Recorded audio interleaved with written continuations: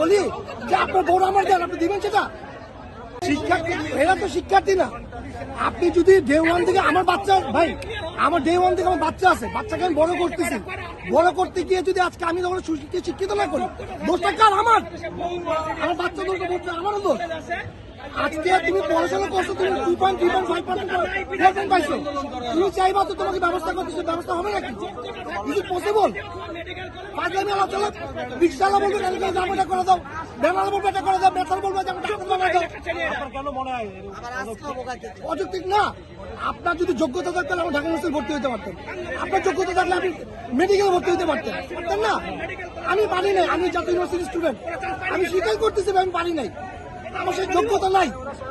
এখন আমি যদি বলি যে আপনার বড় আমার দেন, আপনি দিবেন সেটা? এ তো এটাই করতেছে এগুলা। আপনার যোগ্যতা অনুসারে চান, আপনার যত যোগ্যতা সেটা চান। 24-এর গণঅভ্যুত্থান যেটা হয়েছে সেটা হচ্ছে কেন হয়েছে?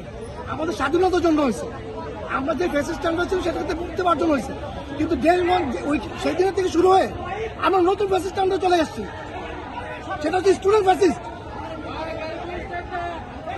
এইখান থেকে জিগাতলা পর্যন্ত পুরোটাই জ্যাম আছে, অনেকগুলো অ্যাম্বুলেন্স আটকে আছে ভাই। ওরা কোন দিক দিয়ে আসবে?